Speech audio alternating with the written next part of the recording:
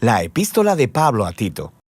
Tito era un griego seguidor de Jesús, quien durante años fue un confiable colaborador y compañero de viaje de Pablo. Él había ayudado a Pablo en varias situaciones críticas en el pasado, y en esta carta descubrimos que Pablo le había asignado la tarea de ir a Creta, una gran isla en la costa de Grecia, para restaurar el orden en una red de iglesias en las casas. La cultura cretense era conocida en el mundo antiguo. Una de las palabras griegas para mentiroso era cretizo, ser cretense. Estas personas eran infames por su traición y avaricia. La mayoría de los hombres en la isla habían servido como soldados mercenarios al mejor postor, y las ciudades de la isla eran conocidas por ser inseguras, plagadas de violencia y corrupción sexual. Sin embargo, la isla de Creta tenía muchos puertos estratégicos que servían a ciudades por todo el mar Mediterráneo en la antigüedad. Así que, desde la perspectiva de Pablo, Creta era el lugar perfecto para empezar una red de iglesias. Ahora, no conocemos los detalles, pero de alguna manera esas iglesias cayeron bajo la influencia de líderes cretenses corruptos. Ellos decían ser cristianos, pero estaban arruinando las iglesias.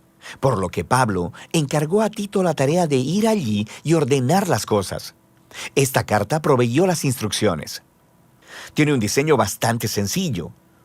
Después de una breve introducción, Pablo le da a Tito instrucciones claras acerca de sus tareas en la iglesia. Después, le ofrece lineamientos acerca de una nueva clase de hogar y sobre la nueva humanidad que el Evangelio podría crear en esas comunidades cretenses. Después, Pablo cierra la carta con algunos saludos finales. Entonces, Pablo inicia la carta recordándole a Tito que su mensaje como apóstol es sobre la esperanza de la vida eterna. Esto es, la vida de la nueva creación que está disponible desde ahora a través de Jesús, el Mesías. Y esta esperanza fue prometida hace mucho tiempo por el Dios que no miente. Ahora, este pequeño comentario inicial introduce un tema importante que se encuentra en toda la carta.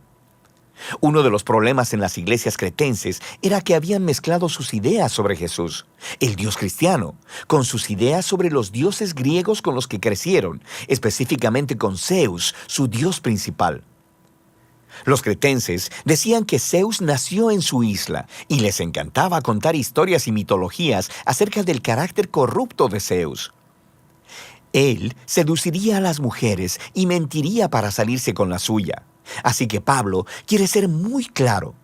El Dios revelado a través de Jesús es totalmente diferente a Zeus. Sus rasgos de carácter principales son la fidelidad y la verdad, lo que significa que la manera de vivir cristiana también practicará la verdad, lo cual será un gran reto para estos cretenses. Pablo entonces encarga a Tito con una tarea en dos partes. Dice que lo primero será designar nuevos líderes para cada comunidad de iglesia. Un equipo al que llama ancianos, esposos o padres maduros, cuya manera de vivir sea totalmente diferente a la cultura cretense. Ellos deben ser conocidos por su integridad, su devoción completa a Jesús, su dominio propio y su generosidad tanto en sus familias como en la comunidad en general. Y estos nuevos líderes deben enseñar las buenas nuevas acerca de Jesús y reemplazar a los líderes corruptos que necesitan ser confrontados. Esa es la segunda tarea de Tito. Pablo identifica a los falsos maestros como esos de la circuncisión. En otras palabras, ellos eran judíos étnicos cretenses que decían que seguían a Jesús, pero de manera similar a los problemas en Galacia, esta gente demandaba que los cristianos no judíos fuesen circuncidados y que siguieran las leyes de la Torá, si es que realmente querían convertirse en seguidores del Mesías judío. Pablo dice que ellos están obsesionados con los mitos judíos y mandamientos humanos, y además que solo están en los asuntos del liderazgo de la iglesia para hacer dinero. Así que Pablo, en un movimiento brillante, tomó una cita de un antiguo poeta cretense, Epiménides, quien fue muy franco y honesto sobre el carácter de su propia gente. Él dijo: «Los cretenses son siempre mentirosos, malas bestias, glotones ociosos. Ellos borran las líneas entre lo verdadero y lo falso, entre el bien y el mal, y lo único que les importa es el dinero». Así que, aunque estos líderes dicen conocer a Dios, su manera cretense de vivir lo niega. Se debe tratar con ellos, y esto lleva a Pablo a la siguiente sección. Debido a estos líderes corruptos, muchos cristianos de estas iglesias ahora tienen hogares y vidas personales que son un desastre total. Y en 3 ocasiones diferentes, Pablo resalta el resultado de esta situación, que el mensaje de Jesús es desacreditado.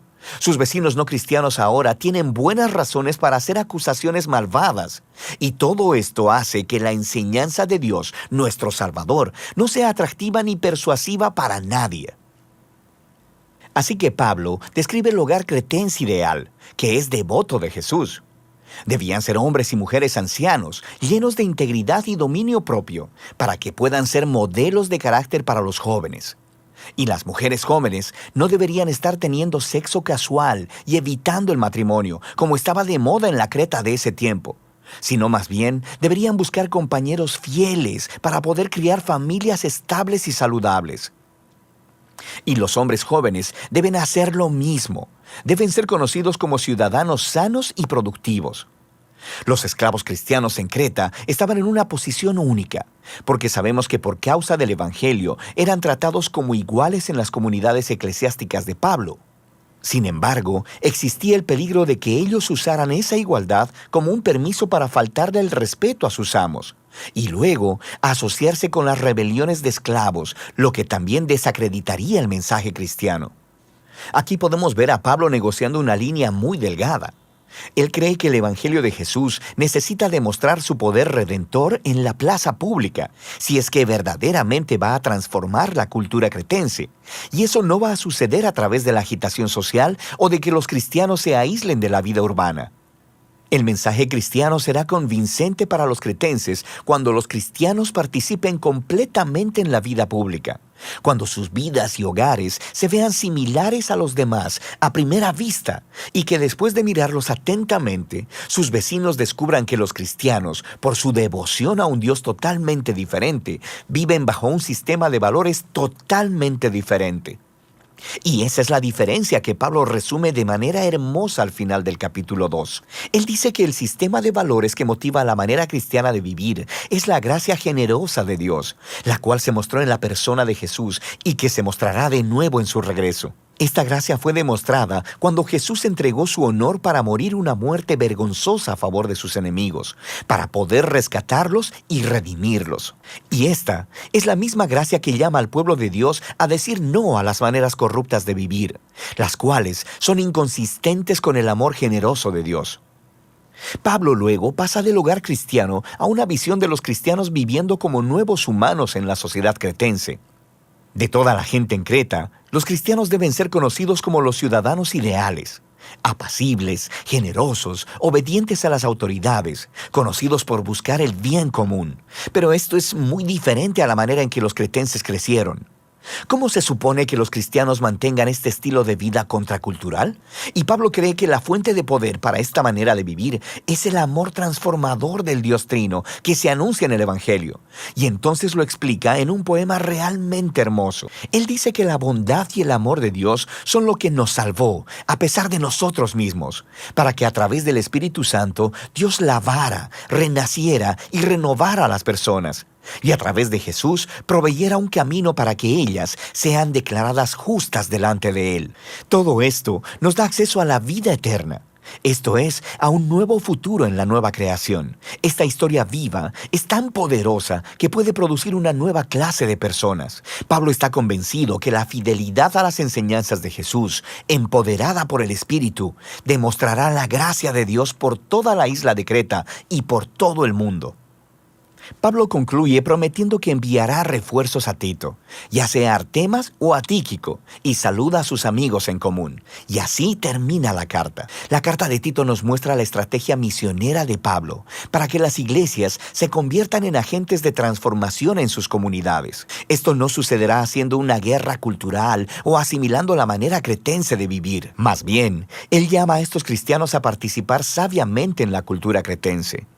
Ellos necesitan rechazar lo que es corrupto, pero también abrazar lo que es bueno. Si ellos pueden aprender a vivir pacíficamente, dedicarse a Jesús y al bien común, los cristianos mostrarán la belleza del mensaje de nuestro Dios Salvador. Y de eso se trata la epístola a Tito.